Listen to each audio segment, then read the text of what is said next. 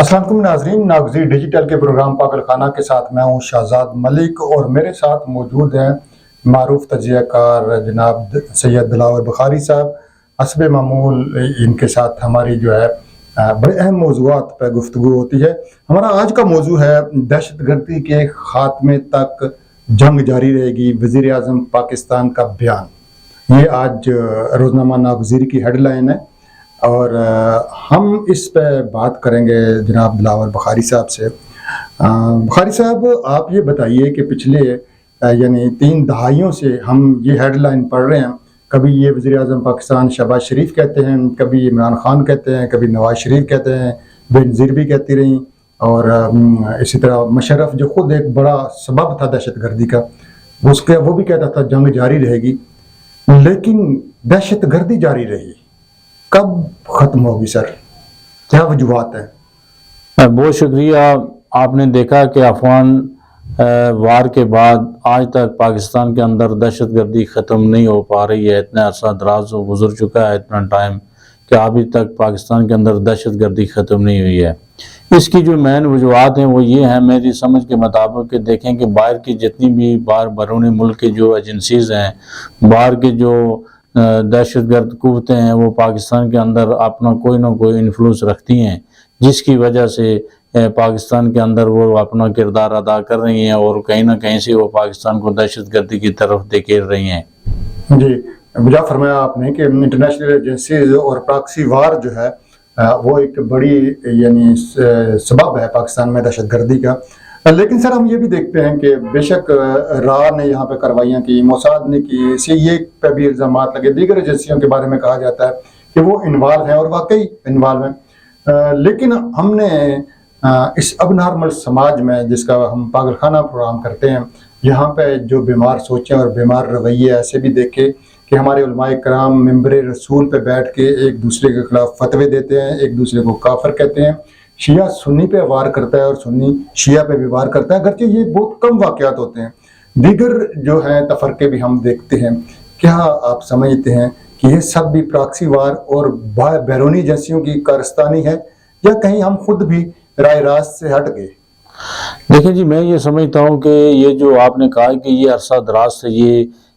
چلتا آ رہا ہے، اور آپ دیکھتے ہیں کہ جو مذہبی دہشت گردی ہے، اس پر بے شمار جو مختلف لوگوں کے جو جید علماء کرام ہیں ان کو شہید کر دیا گیا۔ بعض لوگ ایک دوسرے کو قتل کہتے ہیں کہ قتل کر دیا گیا، بعض کہتے ہیں کہ شہید کرا دیا گیا، لیکن میں یہ سمجھتا ہوں کہ جو مذہبی دہشت گردی ہے، اس میں ہمارے علماء کرام کا ایک بہت بڑا رول ہونا چاہیے، چاہے وہ کسی بھی مکتبہ فکر سے ان کا تعلق ہو۔ میں یہ سمجھتا ہوں کہ دین کے اندر اور جو ہمارے علماء کرام ہیں ان کا ایک پازیٹیو رول ہونا چاہیے، وہ جو صحیح قرآن اور حدیث کے مطابق اس کو اگر لوگوں کو درس دیں، لوگوں کو دین کی تبلیغ کریں، جو فقط قرآن اور سنت کے مطابق ہو، تو میں یہ سمجھتا ہوں کہ یہ جو مذہبی دہشت گردی ہے اس میں کوئی رول نہیں ہوگا۔ لوگوں کو حقائق سمجھ آ جائیں، جب تک آپ عوام کے سامنے، لوگوں کے سامنے قرآن اور حدیث جینون پیش نہیں کریں گے، ان کو اپنے مسلکوں کی طرف ان کو راغب کریں گے، ان کو اپنی دار روٹی کے چکر میں اپنے کھاتے میں لگا کر رکھیں گے، تو پھر ایک دوسرے کو اپنے پیٹ پوجے کے چکر میں لوگوں کو اپنے ساتھ جو ہے نا جوڑ کے رکھنے کی یہی وجہ ہوتی ہے، جس کی وجہ سے لوگ یعنی دہشت گردی کی پروان چڑھتی ہے، اور لوگ ان کو بہت کم قیمتوں میں خریدتے ہیں، اور جو ہے نا آگے جو دہشت گردی ہوتی ہے اس کی وجہ میرے نزدیک تو یہی ہے۔ جی، اور علماء کرام نے شاید اس حکم پہ، اس بات پہ بہت کم توجہ دی، بہت کم بات کی کہ اللہ کی رسی کو مضبوطی سے تھامے رہو اور تفرقے میں نہ پڑو۔ لیکن دلاور بخاری صاحب، ہم یہ بھی دیکھتے ہیں پراکسی وار کے ساتھ ساتھ، مذہبی انتہا پسندی کے ساتھ ساتھ،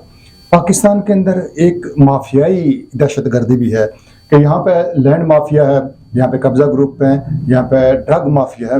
اور قبضہ گروپ، لینڈ مافیا اور ڈرگ مافیا جو ہے سر عام وارداتیں کرتے ہیں، اور یہاں پہ ایسی رپورٹس بھی آتے ہیں کہ کچھ ایس ایچ او صاحبان اور بڑے افسران اور کچھ پارلیمنٹیرین کے بھی لنکس ثابت ہوئے ہیں اس مافیا کے ساتھ۔ کیا یہ دہشت گردی کی ایک بڑی وجہ ہے؟ دیکھیں جی، یہ سب سے بڑی دہشت گردی کی وجہ یہ ہے کہ جب تک ہمارے ادارے جو ہیں، کسی بھی ادارے کا جو ہیڈ ہے یا چھوٹے سے لے کر اوپر تک جتنے بھی ذمہ دار لوگ ہیں، وہ اپنی یہ اپنا کردار کے حوالے سے، اپنی ڈیوٹیز کے حوالے سے اور اپنا رول اگر پازیٹیو نہیں دیں گے تو میرے خیال کے مطابق تو یہ تو ہونا ہی ہے۔ آپ دیکھیں کہ آپ نے لینڈ مافیا کی بات کی ہے، اب دیکھیں کہ ایک آدمی نے، غریب آدمی نے بڑی مشکل سے اپنی زندگی کی جمع پونجی کر کے جو ہے نا، اس نے جو ہے نا وہ ایک تنکا اکٹھا کر کے اپنا پلاٹ لیا ہوتا ہے، اپنا گھر بنایا ہوتا ہے، اور اس کو پتہ ہی نہیں ہوتا کہ اس کے پلاٹ پہ دہشت گردوں نے اور جو ہے نا اس کام جو ہے نا وہ یہ مافیا نے، لینڈ مافیا نے اس کے اوپر قبضہ کر دیتے ہیں۔ کروڑوں کی جگہ ہوتی ہے اس کو ہزاروں میں دیتے ہیں، لاکھوں میں دیتے ہیں، اور اس کو کہا جاتا ہے کہ اگر لینی ہے تو لے، نہیں تو بس چلا جا۔ وہ نہ تھانے میں جاتا ہے تو اس کی وہاں پر سنوائی نہیں ہوتی، کورٹ میں جاتا ہے اس کی سنوائی نہیں ہوتی۔ تو اس کی مین وجہ کیا ہے؟ مین وجہ یہی ہے، اگر یہ لوگ اپنا رول ٹھیک کر دیں، وہ جو جینون دہشت گردوں کے اوپر اس کے اوپر نظر رکھیں، ان کو اگر وہ امبریلا نہ دیں تو میرے خیال کے مطابق بہت آسانی سے یہ معاملات بھی حل ہو سکتا ہے۔ جی جی بالکل۔ انٹرنیشنل جو ایجنسیز ہیں، جو ملک دشمن ایجنسیز ہیں، ان کے وار تو اپنی جگہ، لیکن ہم یہ دیکھتے ہیں کہ وطن عزیز پاکستان میں جو قتل عام ہے، اس کی ایک بڑی وجہ قبضہ گروپ لینڈ مافیا اور ڈرگ مافیا ہے۔ ان کے ہاتھوں مارے جانے والے لوگوں کی تعداد ہر سال سینکڑوں میں ہوتی ہے، اور ہم نے کبھی یہ نہیں دیکھا کہ کوئی کیفر کردار تک پہنچا ہو، کسی کو انجام ملا ہو، کسی کو سزائے موت ملی ہو۔ قانون کب حرکت میں آئے گا دلاور بخاری صاحب؟ دیکھیں جی، قانون تب حرکت میں آتا ہے کہ جب قانون کے سامنے